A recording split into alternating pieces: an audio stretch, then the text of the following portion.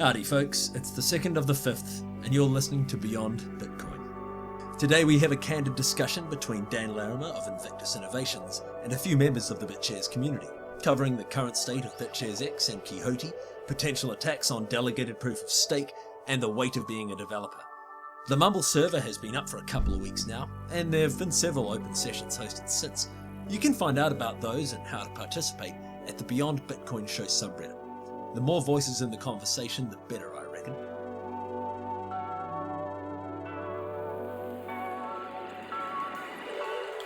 A bad actor that acquires, say, 30% of the stake of a DPoS coin, he could set up like 15 delegates, and he always votes for them. And then the argument was that all the other ones, so the 70%, the other ones, the good actors, they could downvote. And that was a valid argument for me. But then my question was if it is possible to automatically downvote all delegates that the bad actor is voting for. I think I understand what you're trying to ask here. The challenge is that nothing prevents a Sybil attack. You vote when you transfer money. It's the vote of the last person who held it. So it's not like you receive the money and then you vote. It's you vote when you give away the money, and the person who receives it keeps your vote until they decide to spend it. So any votes that are currently out there are not of the person who currently owns the funds, but the person who previously held the funds. If people are using proper blockchain privacy protection of a new address with every transaction, then there's no way to correlate with any degree of predictability. If someone's voting for one delegate, who else they're also voting for? Because there'd be completely different addresses voting for each one. So are you saying basically that the other nodes wouldn't know the address of, irregardless of whether they're all run by the same person, none of the nodes would be able to coordinate? They wouldn't be able to tell that, right, I voted for this bad actor and I'm voting for this other one. You wouldn't be able to tell that I'm voting for both of them, because from the network's perspective, there's two different people, two different addresses voting for the two actors, not one address voting for both. And so just to get back to that real quick, would the consequence then be that a bad actor could keep the good actors busy, because the good actors always have to downvote the delegates of the bad actor? So the regular users downvoting bad actors is automatic. So it's not going to keep anyone busy. Your client tracks the transactions, tracks the statistics of all the delegates, and if a delegate is not including transactions that they should, or not producing blocks when they should, then the user's client will automatically downvote them the next time they make a transaction. Okay, but the bad actor could always bring up new bad delegates, and then which have a neutral statistic, and then the game would begin again, and then if those are downvoted, he would just put up new bad actors and so on. There is a fee for registering a delegate, that if you have to at least be a good actor or produce enough blocks to recover your fee, or it's a losing economic proposition. Yeah, okay. It of course would be costly, but it would also be very costly to acquire like 30% of the stake. That would be probably way more costly. If it became known that some 30% of the stake was causing problems, that chain may die or fork and not honor the bad actor. There are things that the network can do that's a little bit extreme in the event that you have someone that's trying to mess with the network. But just like any company, if you've got a large shareholder, they can throw their weight around and cause a little bit of trouble. The key thing is that the network has the flexibility to go on, that no one's money is going to be stolen from them. You cannot get secret blockchains. The delegate, if they sign even a single secret block, they are immediately fired. So I'm contemplating transactions that provide incontrovertible proof that a delegate has misbehaved, allowing them to be fired immediately, even without getting all the votes required to fire them. So, yeah, they could probably disrupt the network, but if only 30% of the delegates are causing problems, all your transactions are still going to get processed every 20 minutes, 30 minutes. So you're still going to have faster confirmation times and more secure network than Bitcoin. Okay, and the final solution would be fork and then not honor the bad actor, and hope that the bad actor in the meantime didn't transfer his stake to a new address, but then that could also not be honored, so that would be a solution. The idea here is the shareholders are in control, and if we're all partners in this, right? And if we have a rogue partner, all right, we can vote him off the island if he becomes a problem. Obviously, it's difficult for everyone involved. You don't do that kind of thing lightly, but at least it's possible. And when you're comparing these type of things to, well, what happens if Bitcoin has the same problem? How do you vote a large mining operation out? I know that Quixote is sort of backburnered at the moment, but are you familiar with the RetroShare project, and would you be interested at all in trying to recruit some of that team to work on Quixote and related issues? All right, so let's talk about Quixote for a second. It's backburnered only in the sense that Quixote IDs were a mining-based blockchain designed at a time when I was pro-mining, but it's still something we want to do. I'm putting a lot of more thought into the ID system itself with Quixote. As far as working with RetroShare, I've heard of them, read their website at one point, but haven't seen the recent stuff they're doing. My inclination is that in the short term, I don't have the bandwidth to do any more partnerships, and that we've got to prove our technology, prove our capabilities before we can think about partnerships like that. But perhaps in a year. Okay, sounds reasonable. Can I ask a real quick question with regard to Quixote? No, you can't. Uh, but thanks, since you're being facetious here. Originally, the intent for it was because you could mine your own ID, essentially. You wouldn't have to pay for it. Is this kind of steering away from mining going to change the pricing of this, or how you pay for it? I started a thread on this in the forum.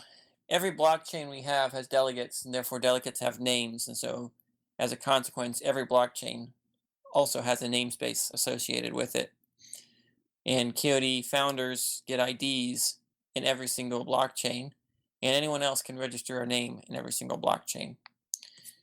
You might have seen the thread I posted about sovereign co-ops, and the idea is that you become a member by joining it. What I would tend to do is encourage people to invite people to become a member of the co-op by registering a name. And the way you invite someone is you send them the money necessary to register the name, which is just the transaction fee. So it's like less than a penny. And the benefits we get from that are a lot better security for the name chain. I'm thinking about ways of allowing your name to be migrated from more than one chain, so that anyone who signs up and pays the fee necessary to be a delegate, or maybe some other threshold, they automatically have their name honored in future chains.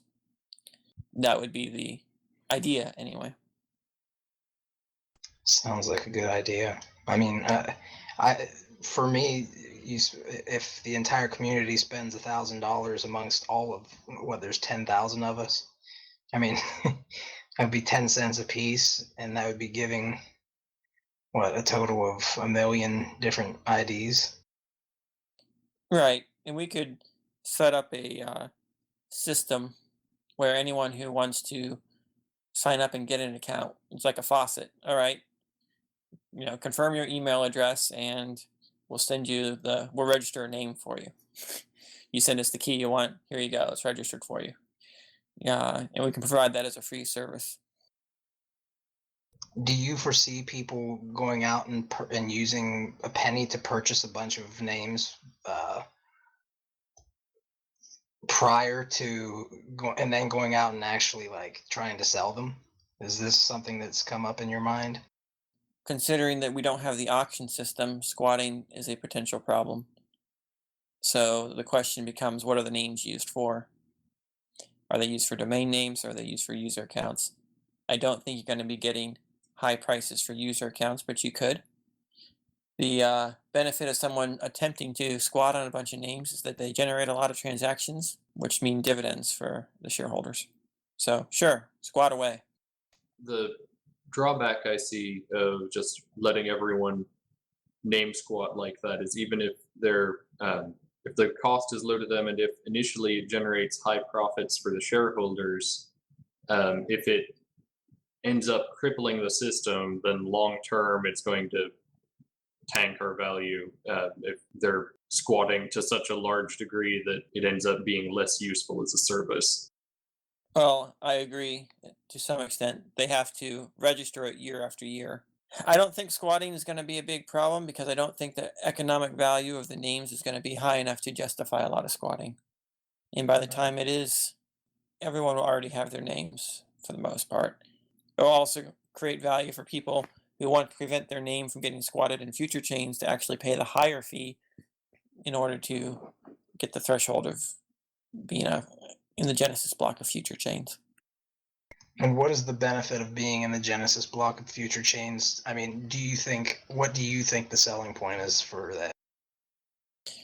All right, well, if you view each of these blockchains as a company, I can be Dan at Invictus, Dan at BitShares, Dan at Google, Dan at Yahoo. Do you want to have the same username at every company? Or do you want to have 20 different usernames at 20 different companies? So is the assumption here that the current Quixote founders will have their IDs in all of these Genesis blocks already rather than just the one Genesis block, or is that yet to be determined? Yes, the existing Quixote ID founders will be in every Genesis block that we strongly recommend that be. We're going to be publishing a list of keys for them. Bottom line is when you take a snapshot of the BitShares XT blockchain in order to launch a new derivative blockchain, you'll take a snapshot of the name registration as well and include any names that have paid. The founders will, of course, be included in that snapshot. And I guess the same would also be true if we move BitShares PTS to a DPoS chain with name registration, then that would also include those founder IDs in Genesis of the new DPoS chain. Exactly. I would actually suggest that all new chains automatically honor the names of everyone that's registered in all the other chains in some priority in case of conflict, simply to provide some predictability and security so you don't have impersonations. Oh yeah, I'm Bytemaster at the Ethereum chain. Okay. So if we could have some like master chain that we recommend that all other blockchains initialize from. Of course, there's maintenance fees, right? You have to maintain your account, so you can either use it or lose it, kind of thing.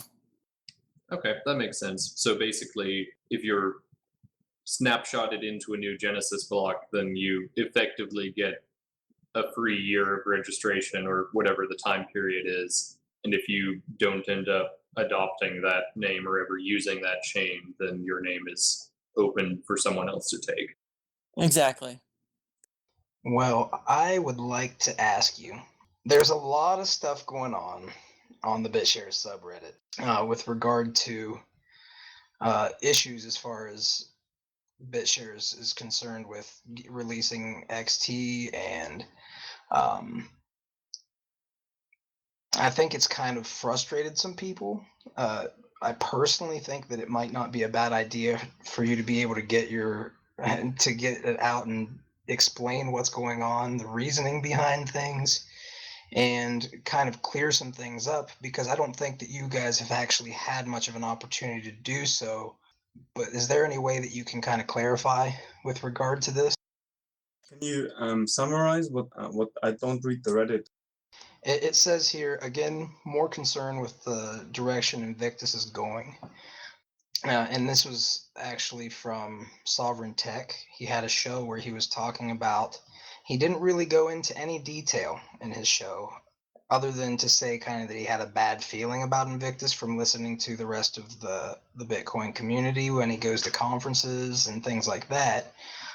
I have my own take on some things, but I'm not qualified to speak to that right now. And I think that it's safer and more informative for Bytemaster to be able to have the opportunity to talk about it. And it's mostly with regard to he's wanted to, like, they've come out with potential release dates, and I've personally never seen Invictus come out saying that we will have this released by this time. They've had tentative release dates, and as you go through this stuff, I feel like there are a lot of different technology out there, like NXT and Counterparty is another one.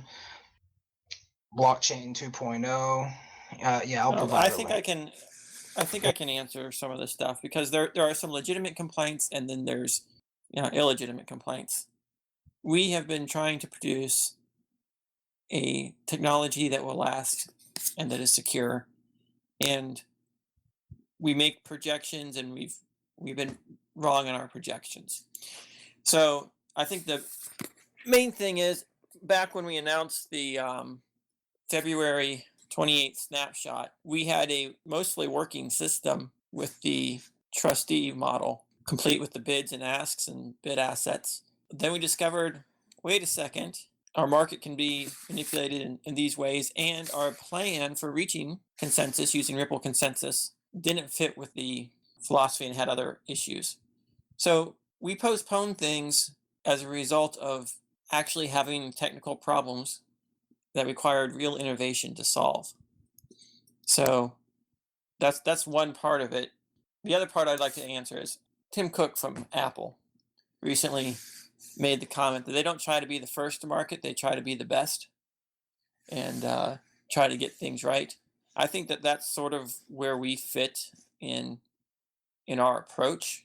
Obviously, I'm not saying we're Apple, but we could have gone ahead and used a proof of work based system. We could have done various other things, but then we'd have a transition period that we'd know about in the future, and we'd have this legacy blockchain that we'd have to support and get everyone on board. There's sort of this challenge in the cryptocurrency space of, when you launch something, it has a life and a support cycle, that you don't launch something you're not prepared to support forever. So, and the other aspect is that we don't want to launch something that's not going to test the actual technology we want to use in the long term. So yeah, we need to address all those things. What I'm learning real quick in all this is you're going to have people that like you, people that hate you, and people that are ignorant. And there's nothing you can do except to continue being yourself, to try to communicate as best you can. Everyone's got emotionally invested in this stuff. They all want it yesterday. When it's late or delayed, they get frustrated and they vent in their people. So the only thing we can do is not let it get to us. I can tell you that when I see people post on the forum things like TikTok, instead what they should be doing is saying, all right, how can I come in and take load off of Bytemaster? How can I contribute to cleaning up the message, fix typos on the website? Now, what can I do to take load off instead of put load on these guys? Yeah, to me, I think that we forget sometimes that we have been with Bitcoin for about 5 years. We've come really far with Bitcoin itself. There have been so many changes to it, and a lot of them have been, it's like been a chaotic mess because you have to somehow find consensus on what things are going to be best, and they've had to you've had core developers basically fighting over what is best and trying to, it's very difficult to move forward in this. And I think you guys have only been working at this for like 6 months now. Oh, I came up with the idea almost a year ago. I don't like to admit that, but it takes a lot of time to develop the idea, understand the idea. Coyote, actual coding time on the BitShares blockchains themselves is, yeah, you're right, only about 6 months of effort. So, I mean, we're going to go through various iterations. You guys are going to find different issues along the way. Different projects are going to see what you're doing, and they're going to implement certain things that they've learned from your project. I'm assuming it's going to be the same way with you guys. I mean, am I incorrect in my statements here? You're right on. We're observing everyone else in the community, and we're trying to build the right thing. Here's what happens, and all these different systems have to compete in the market.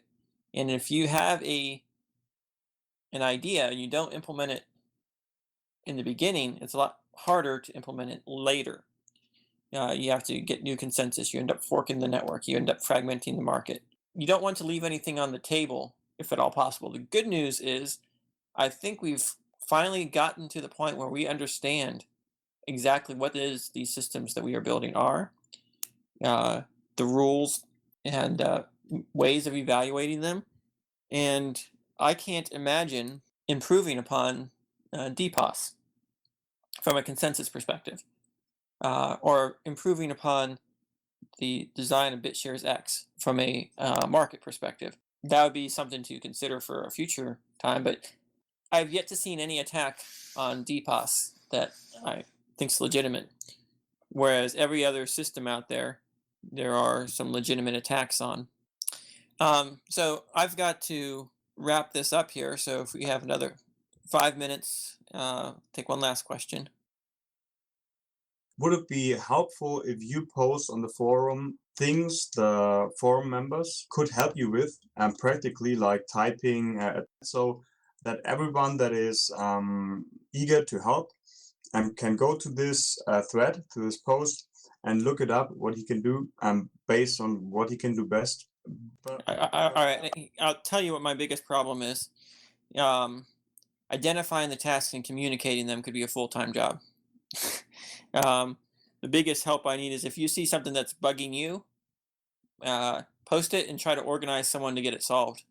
If we're not doing something, or if something's not clear, get the answer yourself, talk with people, and then produce an FAQ.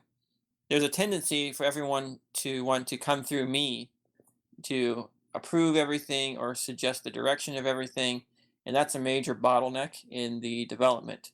What we're starting to do is we have many developers that are volunteering. They're just taking tasks and submitting it. I'm encouraging people to submit pull requests and work on a tip basis. People say, well, give me tasking. Well, that's going to get a lot easier. So let me give you guys an update right before we end today. I have successfully made transfers between web wallets on a blockchain.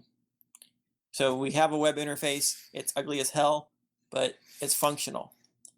Nikita, who's a web developer we hired, just started yesterday and is in the process of making that at least presentable, more than just a HTML page with a bunch of forms on it that get the job done. And just something that's actually usable by the average user. I'll be working with him this afternoon, which is why I've got to end this pretty soon. And once we get this out there, every single web developer will be able to contribute to our wallet, contribute to the style, contribute to improving the way things look. The RPC interface is maturing rapidly, so lots of people can build add-ons and features around the system in parallel with us now. I think that there's going to be lots of opportunity for people who want to help out to take initiative, and that's what I'd encourage. Well, sounds good. I know you got to go. If you guys don't have anything else, I'm just going to end this on a a good. I liked this post by BLDSWTRS. I have bold sweaters, maybe, I don't know. And I bring this to you because there is a lot of you guys. You have a lot of stress, man.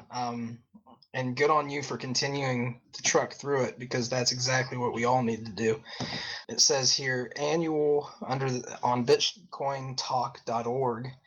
There's a post by Slippery Slope, annual 10% Bitcoin dividends if mining were proof of stake. It says the Bitcoin economy will pay miners over $500 million in 2014 to maintain the blockchain and secure the network. Proof of work miners have large expenses that subtract from their profit. If Bitcoin had proof of stake today, and that was the only change, the network attached, blockchain maintaining holders would receive an average 10% annual dividend on their holdings. If only half of holdings were exposed to the network, then the annual dividend would be 20%. Ordinary computers suffice.